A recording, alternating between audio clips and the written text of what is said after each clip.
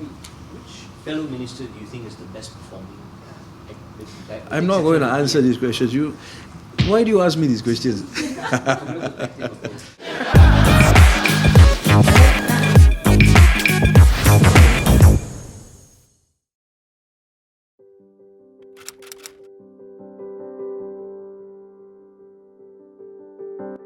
Being in the opposition for a long time, a lot of us managed our media, in a very different way. When you are working from an opposition point of view, it's okay for you to make statements, and those statements, of course, carry what you want to say, and it basically questions the government. But when you are in government, it's slightly different. When you're in government, you're all responsible for your respective ministries. Sometimes a decision is made which stretches across one ministry. And when that happens, if it's not managed well, then it will appear that there's a contradiction, it will appear that there's backtracking, this, that and the other.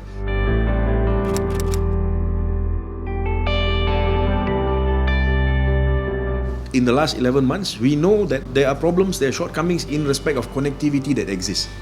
The big example is Trimix. And of course, the reason why we are having problems with that now is because we have to discuss the proper solution, which will of course require financial considerations, which is something that we are in the process of discussing now. In addition to that, the fact that you have to lay fiber, you have to actually go through the whole process of getting the approvals, it takes time and it costs a lot of money. So this is the reason why we have looked at other players in the industry, TNB and so forth, whether or not they can come in, see how it can work. Is there any new foreign companies? Are there any that show interest? No, we are looking at, of course, whenever I go overseas, I meet a lot of people. But as far as I'm concerned, we have enough telcos in Malaysia.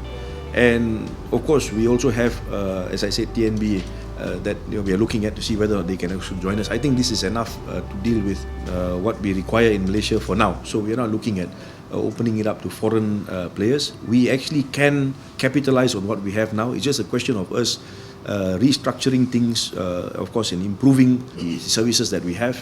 And I think that can be done.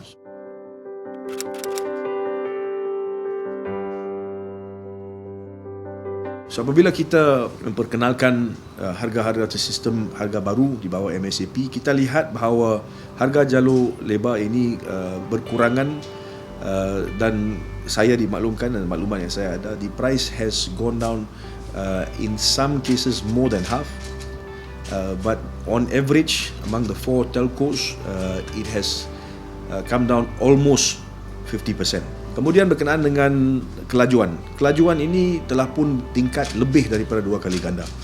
So dalam keadaan tertentu yang dulu dapat 10 megabit per second, sekarang mereka dapat 30, ada yang dapat 100, ada yang dapat lebih daripada itu. Dan masa sama kita lihat bagaimana kita ada time.com yang telah pun for the first time membekalkan perkhidmatan 1 gigabit, 1 gig services as well. So itu adalah juga satu pencapaian yang kepada saya harus kita memberi penekanan.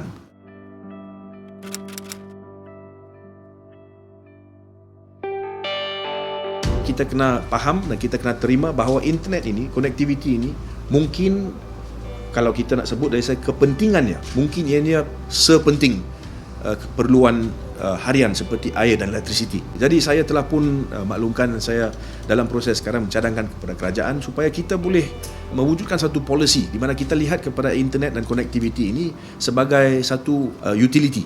Dan saya telah pun berbincang dengan Kementerian Perumahan dan Kerajaan Tempatan di mana kita bercadang untuk mewujudkan satu polisi di mana semua pembinaan baru.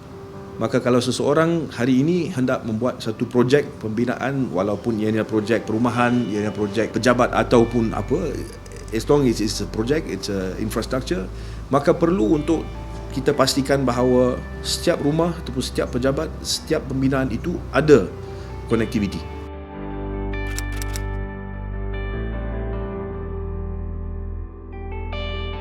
Memang zaman dulu kita semua tahu, kalau kita nak lihat mana-mana daripada pembangkang muncul dalam media massa dan TV dan sebagainya, jaranglah. Tapi sekarang kita lihat kerap kali berlaku dan kadang-kadang lebih daripada mereka dalam kerajaan.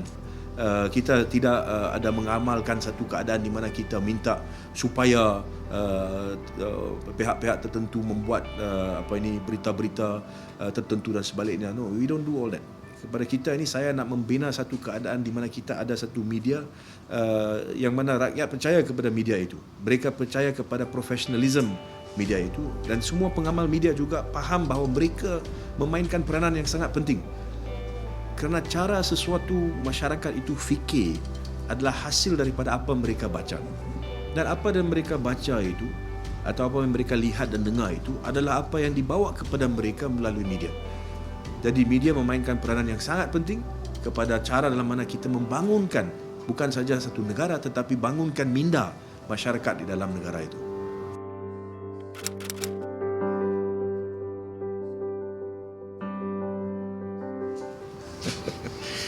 That is something for the people to decide. But on your personal, Not me. I wouldn't want to suggest a figure or a number. All I can say is that in the last 11 months, there has been a lot to do.